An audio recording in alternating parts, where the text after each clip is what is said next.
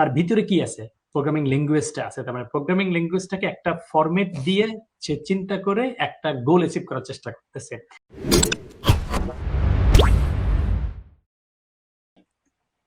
হ্যাঁ, লাস্টের কথাটাই হচ্ছে, আমি যদি আরেকটু আমার মতো করে বলতে চাই যে একজন প্রবলেম সলভিং করতেছে, তার মানে কি সে প্রোগ্রামিং ল্যাঙ্গুয়েজটা এবং প্রোগ্রামিং ল্যাঙ্গুয়েজের ভিতরের জিনিসগুলোকে সে অ্যাপ্লাই করতেছে। যখন আমরা ডাটা স্ট্রাকচার বা অ্যালগোরিদম অ্যাপ্লাই করতে চাই, তার ভিতরে কি আছে, প্রোগ্রামিং ল্যাঙ্গুয়েজটা আছে। তার মানে প্রোগ্রামিং ল্যাঙ্গুয়েজটাকে একটা ফরম্যাট দিয়ে সে চিন্তা করে একটা গোল অ্যাচিভ করার চেষ্টা করতেছে। সেটা হইতে পারে কোনো একটা ম্যাথমেটিক্যাল সিচুয়েশন বা রিয়েল ওয়ার্ল্ড একটা সিনারিওকে একটা প্রবলেম ডেফিনেশন হিসেবে তৈরি করে দিছে, যে হয়তো আমি এইরকম হয়তো কখন সুনামি আসবে এটা আমি প্রেডিক্ট করার একটা জিনিস বের করতে চাই, তুমি কত ভালোভাবে এই ডাটা দিয়ে এটাকে প্রেডিক্ট করতে পারবা, এই টাইপের কিছু একটা করতে হবে আর কি। তো একজন প্রবলেম সলভার চিন্তা করবে কি, ওকে আমি যদি এটা করতে চাই, ডাটাগুলো এরকম আছে, এদের মধ্যে হয়তো এই প্যাটার্ন আছে বা এটা আছে, এটাকে আমি এই সিস্টেম দিয়ে বা এই ডাটা স্ট্রাকচার বা এই অ্যালগোরিদম দিয়ে করতে পারি, ওই কাজ হচ্ছে না, অ্যাকসেপ্টেড হচ্ছে না, ঠিক আছে এটা চেঞ্জ করলাম, আরেকটা অ্যালগোরিদম চিন্তা করলাম, আরেকটা চিন্তা করলাম, হয়তো তার নলেজ নাই, সে আরো 2-4টা ঘাটাঘাটি করলো, এসে করলো, আলটিমেটলি সে ওই প্রেডিকশনের কিছু একটা সলিউশন বের করলো। একজন রিয়েল ওয়ার্ল্ড সফটওয়্যার ইঞ্জিনিয়ার কি করবে, যে আচ্ছা ঠিক আছে আমার হয়তো ব্যাকগ্রাউন্ডে এতগুলো ডাটা প্রসেস করে কিছু একটা ইউজারকে দেখাইতে হবে, তার মানে সে বের করলো যে এটা দিয়ে করতে হবে, ওটা দিয়ে করতে হবে। আলটিমেটলি সে প্রোগ্রামিং ল্যাঙ্গুয়েজ ইউজ করবে, হয়তো কিছু ফ্রেমওয়ার্ক ইউজ করলে তাদের কিছু এপিআই আসবে। অনেক সময় দেখা যাবে যে এপিআই যে 100% বা 1000 সিনারিওতে যে সেম হবে বিষয়টা এরকম না। অনেক ক্ষেত্রে তাকে ওই যে এপিআই এর ভিতরে কি আছে এটা চিন্তা করতে হবে। এখন যে ফান্ডামেন্টালস জিনিসগুলো জানবে না বা একদম নারী নক্ষত্র বুঝবে না, সে কিন্তু ভিতরে দেখার জন্য সাহস করবে না।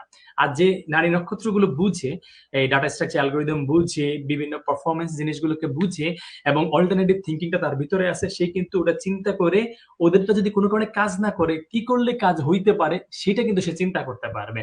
কারণ ওই আলটিমেটলি যেটা বলছে, প্রবলেম সলভিং মাইন্ডসেটটা তাকে কিন্তু অল্টারনেটিভ অ্যাপ্রোচ অফ থিঙ্কিংটা তার ভিতরে তৈরি করে দিচ্ছে। সো কোনো একটা জিনিস যদি ঠিকমতো কাজ হয় তাহলে কোনো সমস্যা নাই, একজন প্রবলেম সলভিং ব্যাকগ্রাউন্ড আর নন প্রবলেম সলভিং ব্যাকগ্রাউন্ডের মাইন্ডসেটের মধ্যে কোনো একটা ডিফারেন্স নাই। কিন্তু একটা সার্টেন স্টেজ পরে যখন সবকিছু ঠিকমতো কাজ করবে না, right, that's why we need an engineer, otherwise AI could do everything, right, at this moment. So সেটা যদি করতে পারতেছে না, তার মানে ওই থিঙ্কিংটা দিতে হবে। এবং ফাইনাল কথাটা এটাও ভালো লাগছে যে দুনিয়ার সবাই কিন্তু প্রবলেম সলভার হবে না।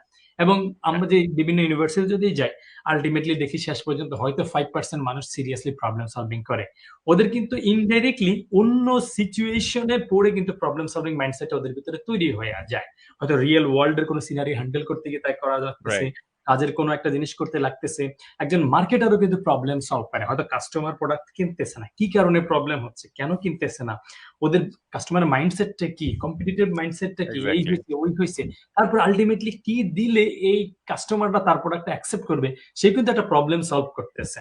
মানে প্রবলেম সলভিং, অল্টারনেটিভ থিঙ্কিং, কোনটা ট্রায়াল এন্ড এরর করা, তারপরে কত ইফিশিয়েন্টলি সলভ করতে পারবে, এগুলো কিন্তু তারও কিন্তু চিন্তা করা লাগতেছে যে আমি সলিউশন নিয়ে আসবো, কিন্তু 3 বছর পরে যদি লাগে তাহলে বিজনেস কিন্তু হাওয়া হয়ে যাবে, আমার চাকরি থাকবে না।